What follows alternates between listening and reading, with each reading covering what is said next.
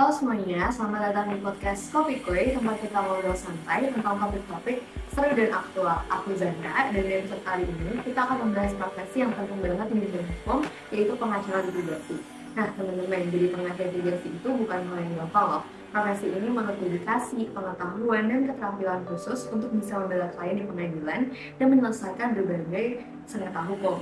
Pastinya banyak dari kita yang udah graduate maupun mahasiswa hukum yang tertarik untuk terjun ke dunia litigasi ini kan. Karena itu, ini kita bahas langsung aja. Nah, di sini kita udah menghadirkan pembicara kita yang luar biasa dan udah expert di dunia litigasi dan kurang lebih sudah berpraktisi selama 10 tahun, yaitu Bang Muhammad Satria Jagantara atau bisa dipanggil dengan Bang Angga. Nah, di sini ada Bang Angganya nih. Halo Bang. Halo, kabar. Nah, di sini mungkin aku mau nanya nih Bang, terkait pengacara litigasi yang kira-kira pasti banyak lah di anak hukum yang udah mulai tertarik dari litigasi, poin pengacara litigasi kira-kira gimana sih prakteknya gitu. Nah, aku juga mau nanya nih, kira-kira apa aja yang harus dipersiapkan, tantangan yang dihadapi saat tips dan trik untuk sukses sebagai pengacara litigasi kayak Bang. Di sini kira-kira ada pertanyaan, dan mungkin yang pertama, kira-kira apa sih yang menginspirasi Abang? Mungkin kayak pas masih kuliah juga ya Bang, untuk berkarir di KBR, especially di field litigasi. Jadi pertama-tama mencoba untuk menjadi lawyer itu karena ketertarikan dengan masalah yang kompleks. Jadi kita harus tahu solusi-solusi yang terbaik buat klien tapi tidak bertentangan dengan hukum. Jadi pas waktu kita mulai menjalani suatu perkara yang dikuasakan kita sudah bisa menilai poin semua poin yang lagi menang. Jadi karena juga perlu kita pahami di litigasi bagaimana pas waktu di pengadilan kita apabila itu masalah-masalah yang berkaitan dengan data gugatan seperti apa, bagaimana kita mengumpulkan informasi, terus dokumen-dokumen yang bisa menentukan klien kita dalam artian tetap ujungnya tidak bertentangan dengan masalah pidananya. Kita bagaimana klien kita mau turun nanti sebenarnya benar atau salah itu kan tergantung putusan. Bagaimana kita caranya membela sesuai dengan peraturan dan tidak dalam artian klien itu merasa kalau misalnya dengan dia membuat kesalahan proses peristiwa hukumnya itu juga dipandang. Jadi jangan melepas dari peristiwa hukumnya. Iya, jangan kliennya bagaimana dia harus dibela, bagaimana dia menceritakan mengapa dia melakukan hal seperti itu. Poin-poin tersebut kan bisa kita tampilkan di persidangan. Itu kurang lebihnya seperti itu. Dia kan melalui seperti orang buka awalnya itu karena masalah kompleks gitu kan.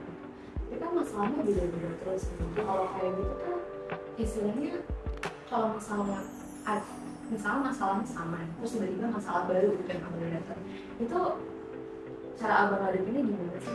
Atau ada yang paling berkesan banget nggak? Kalau masalah misalnya ini kelihatan mirip-mirip, tapi secara peristiwanya itu ada tuh yang berbeda-beda.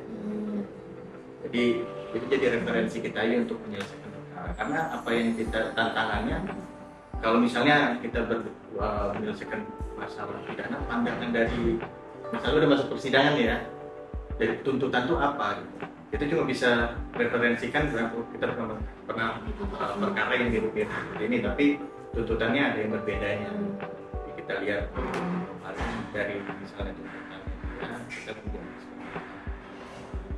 Sejauh ini abang udah kemana udah 10 tahun, lama banget sih. Abang paling sering namanya masalah apa? Ada masalah baru banget gitu. Maksudnya paling masalah di antara berbagai macam dan ini baru satu nih ini. Berapa tuh? Kalau secara gambarannya ya, perkara-perkara yang berkaitan dengan usaha.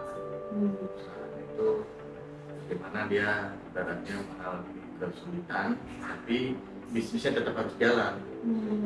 Dengan faktor misalnya dia kebutuhan dengan bisnis, tapi ada permasalahan hidup ini tidak mengganggu bisnisnya.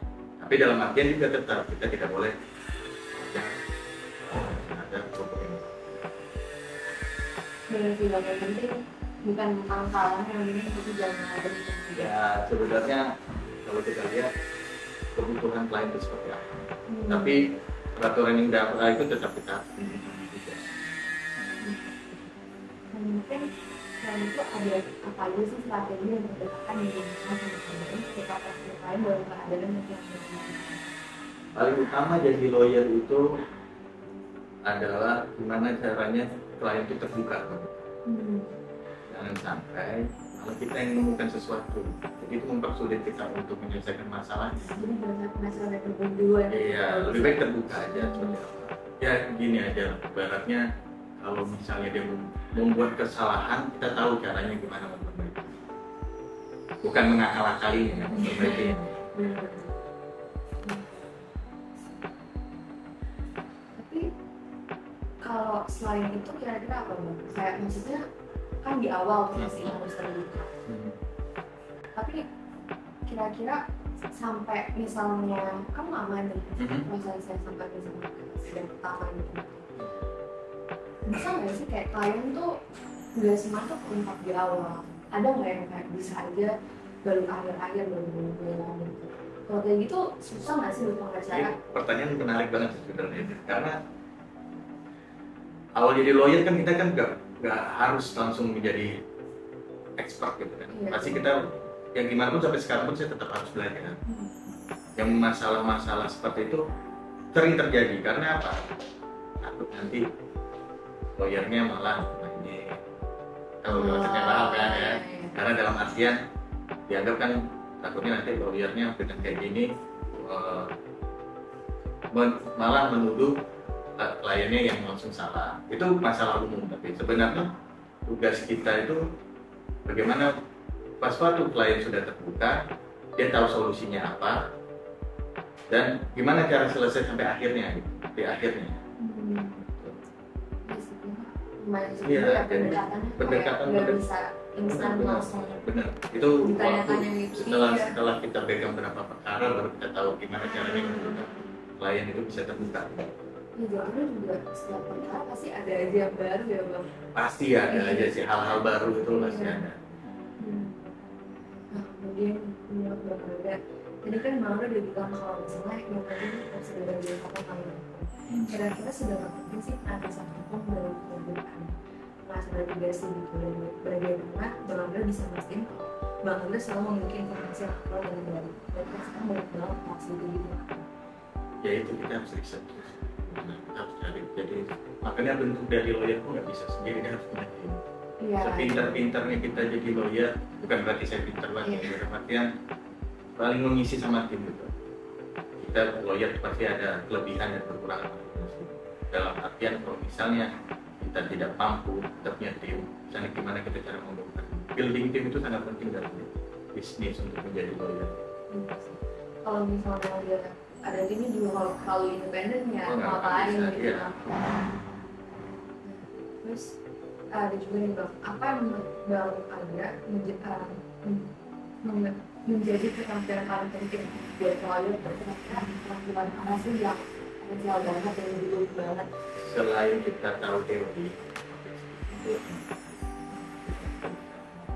bagaimana kita koneksi sih yang lebih. Yang paling benar kita harus berkoneksi. Apalagi saya yakin nih di PH dengan PH ini kan universitas yang hukumnya juga semakin hari semakin tinggi gitu. Keterampilan untuk membangun koneksi itu sangat penting. Jadi dengan koneksi kita ada kembali untuk masalah nanti. Kalau misalnya udah menjadi lawyer banyak tugas. Ya paling utama kita punya networking yang sangat bagus. Karena dengan kita cuma pintar aja, tanpa ada network nggak akan bisa. Dan sih lagi sekarang saya kan juga banyak kalau ngomongin benar. makin banyak yang makin banyak kita jadi lawyer. Iya, karena lawyer ini emang kalau secara ya kita ngomongin masalah pendapatan, secara kalau kita rajin punya networking yang bagus akan semakin berkembang. Bagaimana memaintain networking itu harus yang pertama. Mungkin juga kira-kira dari Bang Angga ada nggak sih nasihat atau saran buat fresh graduate atau mungkin mahasiswa hukum yang lagi nonton yang baru, atau mungkin kayak fresh graduate yang baru mulai karir gitu kan apa di dalam edukasi, terutama dalam memulai edukasi dalam profesional, atau mungkin tips buat networking itu sendiri. Kalau dari yang tadi disampaikan itu saya paling cuma bisa menyampaikan. Tadi sebenarnya untuk menjadi lawyer itu dibutuhkan tekad yang kuat. Bagaimana dalam artian kita bisa, kalau misalnya ada permasalahan yang rumit, kita tahu bagaimana memulainya dari yang benar-benar khusus. Apalagi kalau kita megang perkara di tengah-tengah. Jadi kita pertengahan, baru kita itu. Jadi tekad yang kuat itu. Yang kedua, networking lagi udah pasti. Networking itu harus dibangun, kayak sekarang ini kan teman-teman di himpunan ini jaga ini silaturahmi kalian tuh harus dijaga, karena kedepannya suatu saat kalian bisa mengembangkan apa yang kalian bangun. Kalau misalnya dari kalian kan ada misalnya pengalaman usaha apa, itu mulai dikomunikasikan sekarang, dijaga. Ini Bang Budi bisa bilang kalau di tengah-tengah lawyer tuh ini tuh cukup susah sih Bang. Aku bayangannya juga kayak pasien itu berbelit di tengah-tengah tuh, kalau misalnya secara mental tuh bisa kayak muak, burn out gitu kayak. Tapi kalau kliennya susah gitu kan. Iya, susah terbuka gitu ya. Ya itu yang kita punya keyakinan juga. Dengan mental yang kuat, keyakinan yang pasti untuk bisa yakin untuk menyelesaikan perkara, itu sih bisa terurai dengan sendirinya. Kita harus bongkar lagi dokumen yang awal di pertama kita bongkar, terus apa tengah-tengah rupanya dia ada kesalahan ini, atau misalnya udah benar tapi kurang yang ini. Itu yang kalau secara sederhananya bisa disampaikan seperti itu. Itu kan aku udah dibangun jadi kayak pas ujian pengacara gitu ya. Iya kan, ujian pengacara ini emang harus belajar sih emang ya. Belajar yang modal awal untuk jadi pengacara litigasi tadi itu kita udah terus ada ujian pengacara, udah disumpah. Nanti baru kita bisa, misalnya awal mulanya kita harus kerja di suatu law firm yang terkenal atau law firm yang misalnya yang baru, itu nggak ada masalah. Yang penting kita ambil pengalaman dari situ. Setelah itu baru kita mau misalnya bangun sendiri, berani aja. Itu bisa di-apply. Iya. Benar. Nah, guys, itu dia pembahasan kita tentang pengacara litigasi dalam menyelesaikan sengketa hukum. Semoga informasi yang dibagi di podcast ini bisa membantu kalian semua, fresh graduate atau mahasiswa hukum yang tertarik untuk jadi pengacara litigasi di Indonesia. Sebelumnya thank you juga buat teman-teman atas semua info, solusi, dan arahannya. Semoga juga teman-teman jadi semakin tahu nih mau ngapain ke depannya. Itu dia dari podcast Kopi Koi. Saya Zahra, dari Podcast